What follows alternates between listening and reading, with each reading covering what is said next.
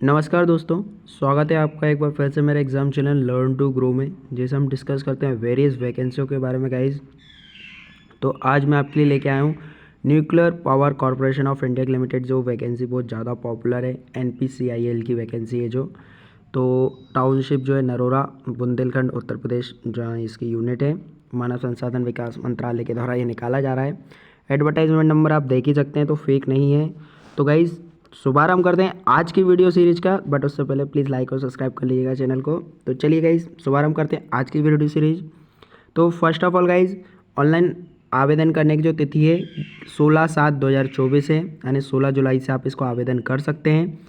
Second चीज़ है guys, online आवेदन की अंतिम तिथि 5 अगस्त 2024 से 16 आवर तक, यानी 4 बजे तक आप इसको अप्लाई कर सकते हैं। ठीक है, यहाँ तक हो गया आपका। देन उसके बाद हम बात कर लेते हैं इसमें रिक्तियाँ यानी कौन कौन से पद यहाँ पे मांगे गए। गाइज ये परमानेंट वैकेंसी है, ठीक है, आपकी अप्रेंटिसशिप नहीं है। नर्स की वैकेंसी निकाली गई है, ठीक है। डिप्लोमाधारी स्नातक जो हैं उनके लिए, एक्सरे टेक्नीशियन के लिए है, टेक्नीशियन सी के लिए वैकेंसी है। पदों के नाम देख लें तो मैकेनिकल इंजीनियरिंग के लिए है, ठीक है, विद इलेक्ट्रिकल इंजीनियरिंग के लिए, और इलेक्ट्रिकल्स अभियांत्रिकी यानी इंजीनियरिंग के लिए, यानी मैकेनिकल, इलेक्ट्रिकल और इलेक्ट्रॉनिक्स, यहाँ पे तीनों उसके लिए वैकेंसी को निकाला गया है।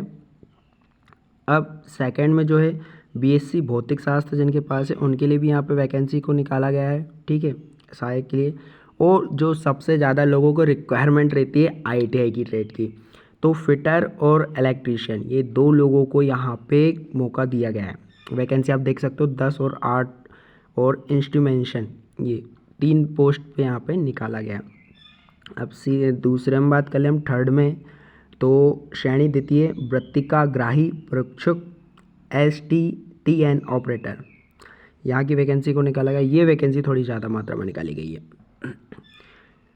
अब यहाँ पे देन हम दूसरी बात कर लें बेंचमार्क विकलांग व्यक्तियों के लिए आरक्षण की बात कर लें, तो आप सभी को पता है आरक्षण किस प्रकार से मिलने वाला है, ऊंचा सुनाई देने वाला। आगे देखते हैं हम इसमें और आपके लिए क्या है। फिटर के लिए आप सभी को क्वालिफिकेशन पता ही है गाइस, तो आपको क्या आने वाला है, ये विकलांग वर्ग के लिए। तो हम आगे देखते हैं आगे हमारे लिए क्या है। यहाँ पे आहिरता, यहाँ पे आपके पास जो नर्स के लिए तो 12वीं प्लस नर्सिंग का आपके पास डिप्लोमा आना चाहिए, ठीक है, यानी नर्सिंग के उसमें आपके पास कुछ ना कुछ अनुभव भी होना चाहिए, ठीक है, 3 साल का आपके पास कम से कम अनुभव होना चाहिए। सेकंड में जो अभियांत्रिकी में डिप्लोमा धारक हैं उनके पास मानव संसाधन भारत सरकार के विद्युत किसी भी सब्जेक्ट में, यानी यांत्रिकी, विद्युत या इलेक्ट्रॉनिक्स इंजीनियरिंग में न्यूनतम 60 अंकों के साथ डिप्लोमा, इंजीनियरिंग में डिप्लोमा SCC यानी आपके पास होना चाहिए। इसके वजह 3 वर्ष की अवधि का होना चाहिए, यानी 3 वर्ष से कम की अवधि का आपका डिप्लोमा वैध नहीं है। या फिर 60 अंकों के साथ ये होना चाहिए, 2 वर्ष का पाठ्यक्रम होना चाहिए, ठीक है।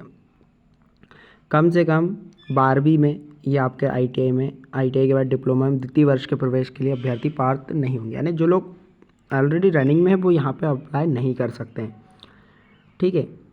सेकंड में हम बात कर लें यहाँ पे भौतिक रसायन इलेक्ट्रॉनिक्स में सबसे, तो यहाँ पे गाइस जो इन्होंने BSc करके रखी विद 60% मार्क्स, वो लोग यहाँ पे अप्लाई कर सकते हैं। मैं PDF आपको डिस्क्रिप्शन में दे दूँगा, तो आप पूरा ध्यानपूर्वक पढ़ लीजिएगा कि क्या क्या हमारी क्वालिफिकेशन है और हम यहाँ पे आते हैं। ग्रेजुएशन आपका 60% होना चाहिए गाइज। 10th + 2 यानी 12वीं में आपका गणित विषय अनिवार्य होना चाहिए, उसके बाद ही आप यहाँ पे आगे बढ़ सकते हैं। अगर आपके पास गणित विषय और फिजिक्स, केमिस्ट्री, मैथ नहीं है, जिन्होंने PCM नहीं लिया है वो यहाँ पे बिल्कुल वीडियो को स्किप कर दें, क्योंकि वो उनके काम के लिए नहीं है। सेकेंड में 10वीं में आपके पास जो ST और TN है, ठीक है, उनके लिए यहाँ पे 50% मार्क्स विद 2 वर्ष का फिटर इलेक्ट्रॉनिक्स इंस्ट्रूमेंट का डिप्लोमा ITI आपके पास होना चाहिए। उन ट्रेडों की अवधि जो 2 वर्ष से कम है वो संबंधित अभ्यर्थी को कोर्स समाप्ति के संबंध बाद संबंधित क्षेत्र में कम से कम 1 वर्ष का अनुभव होना चाहिए। अगर आपकी ITI 2 साल की नहीं है, 1 साल की है, तो आपके पास 1 साल का अनुभव होना चाहिए, ठीक है। और इंटर्नशिप की अवधि को अनुभव नहीं माना, यानी आपने कहीं इंटर्नशिप करा है तो वो उसको आपका वर्क एक्सपीरियंस नहीं माना जाएगा, ठीक है गाइज। यहाँ पे सेम वही चीज़ है। एक्सरे टेक्नीशियन की बात कर लें तो न्यूनतम 60 अंकों के साथ 12वीं प्लस 1 वर्ष का मेडिकल रेडियोग्राफी या एक्सरे ट्रेड का आपके पास होना चाहिए। अगर आपके पास गाइज ये नहीं है तो बिल्कुल इस वीडियो को छोड़ दीजिए, अगर आपके पास है तो बिल्कुल चलिए आगे बढ़ते हैं, हम देखते हैं और क्या है इसमें खास हमारा। यहाँ पे मानव शरीर का जो फिजिकल मेजरमेंट है, आपकी जो हाइट है 160 वजन, न्यूनतम लंबाई 160 सेंटीमीटर और न्यूनतम वजन 45 किलोग्राम आपका होना चाहिए। ठीक है। परीक्षण की अवधि आपकी 18 महीने यानी 1.5 साल है। 18 महीने आपको दिए। परीक्षण के दौरान जो आपका स्टाइपेंड मिलने वाला है वो 24,000 रुपये प्रति माह है। अगले 6 महीने 26,000 रुपये प्रति माह है। ठीक है।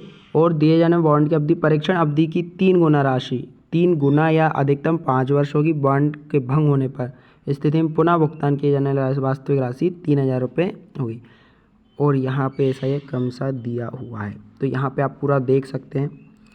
तो ये एक बॉन्ड के उसमें आपको हायर किया जा रहा है कितने साल के लिए गाइज, तो 18 महीनों के लिए।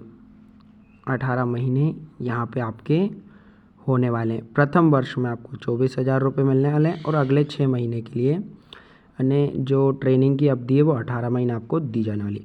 किसी में 24 यानी 2 वर्ष दी जाने वाली है। ठीक है। सब में यानी अलग अलग दी जाने वाली। और जो एज की बात कर लें तो हम 18 से 25 साल, या एज लिमिट भी दी है 18 से, नर्स के लिए 18 से 30 साल है, और श्रेणी 1 के लिए 18 से 25 साल है, श्रेणी सेकंड के लिए 18 से 24 साल है, और एक्सरे टेक्नीशियन के लिए 18 से 25 साल है। वेतन की हम यहाँ पे बात कर लें तो ये वेतन यहाँ पे पूरा दिया हुआ है, तो आपको पता ही है वेतन कोई मायने नहीं रखता, बट नौकरी मायने रखती है यहाँ पे। ठीक है। भत्ता आपको पूरा जो गवर्नमेंट कर्मचारी है उसके अकॉर्डिंग यहाँ पे दिया जाने वाला है। छूट आप सभी को पता है कि आपको एज में जो एक रिलैक्सेशन मिलता है वो आपको यहाँ पे मिल ही जाएगा। तो SC को 5 साल है, SC ST को और OBC को 3 साल है यहाँ पे। तैनाती का स्थान, तो जो भी इनका पावर प्लांट है या पावर स्टेशन है, नरोरा ऑटोमेटिक पावर स्टेशन, वहाँ पे आपको पोस्टिंग दी जाने वाली है। यहाँ पे नर्स का है कि किस प्रकार से आपका एग्ज़ाम होना है, यानी सीधी सी बात है आपका CBT होने वाला है। प्रारंभिक चरण स्टेज 1, 2, 3 में आपका होने वाला है। लिखित परीक्षा 1.5 घंटे का होगा आपका, फिर कंप्यूटर टेस्ट होगा, उसके बाद आप यहाँ पे क्वालिफाई करने वाले हैं गाइस। चयन परीक्षा में ये डिप्लोमाधारी 50% आपका मार्क्स कंप्लीट होना चाहिए। ठीक है। तब जाके आप यहाँ पे क्वालिफाई करने वाले हैं। देन सबसे बड़ी बात गाइज ये, प्रत्येक उत्तर के लिए 2 अंक दिया जाएगा, बट प्रत्येक गलत उत्तर के लिए 0.5 अंक काट लिया जाएगा। अहर्ता दिए 40% मार्क्स आपको चाहिए ही चाहिए सामान्य वर्ग के लिए, और अनुसूचित जाति अदर के लिए 30% यहाँ पे होना चाहिए, बट अगर आपको पास होना है तो इससे ज़्यादा लाने पड़ेंगे। पर्सनल आपका इंटरव्यू होने वाला, व्यक्ति का साक्षात्कार किया जाएगा जो 100 अंकों करेगा। यहाँ पे भी 40% आपका मान्य है। योग्यता के अनुसार आपका पूरा ट्रेनिंग तैयार की जाएगी। अब ये बात है कि पेपर में आता क्या है, तो सभी को पता है इस गणित, विज्ञान और सामान्य जागरूकता 20-20-10 50 नंबर यानी 50 क्वेश्चन आपके आने वाले हैं 100 नंबर के लिए। प्रत्येक सही उत्तर के लिए 3 अंक यहाँ पे दिए जाते हैं। हर चीज़ के लिए यानी यहाँ पे अलग करके रखा है कि किसका पेपर कैसा आने वाला है, तो आप ये देख लीजिएगा। सारे पेपर अलग अलग आने वाले हैं गाइस। और यहाँ पे वेटिंग सूची यानी जो लोग चयनित हो जाते हैं उनको कार्यग्रहण न करने पर उनका पद रिक्त हो जाता है, तो उसके बाद दूसरे व्यक्ति को यहाँ पे बुलाया जाएगा। अनुसूचित जाति जनजाति को यहाँ से अलग से भत्ता दिया जाएगा। मूल दस्तावेज आपका जो आप लगा रहे हो, 10वीं की मार्कशीट आप उत्तीर्ण होना चाहिए। विद्यालय का जो TC होता है या TC भी आपका चल जाएगा। यहाँ पे योग्यता आपको मार्कशीट आपके पास पूरे सेमेस्टर की होनी चाहिए। ठीक है। With seal and sign gazetted officer के। यहाँ पे योग्यता दे के रखा है कि आप किस प्रकार से यहाँ क्वालिफाई करते हैं गाइज। साक्षात्कार आपकी उसमें होने वाला है। तो चलिए गाइज, सबसे मेन है कि यहाँ पे हाउ टू अप्लाई। तो सबसे पहले आपको जाना है www.npcilcareer.co.in पर। वहाँ पे आप ऑनलाइन जाके आपका पूरा रजिस्ट्रेशन कर सकते हैं। आपका यूज़र प्रोफाइल बना के आप वहाँ पे आपका आवेदन फिल कर सकते हैं। बट गाइस, फॉर्म को फिलअप करने से पहले मैं हर बार जो बोलता हूँ, PDF को पूरा स्टडी कर लीजिएगा। देन उसके बाद recently passport size photo with white background and signature with black ink से आप पूरा भरिएगा। उसके बाद ये देखिए यहाँ पे बिल्कुल पूरा मेंशन करा है कि आपका फ़ोटो का आकार कैसा होना चाहिए, नहीं तो आपको नहीं लिया जाएगा। ठीक है, रिजेक्ट हो जाएगा फॉर्म। तो आप ही का नुकसान है गाइज, और किसी का नुकसान नहीं होने वाला है।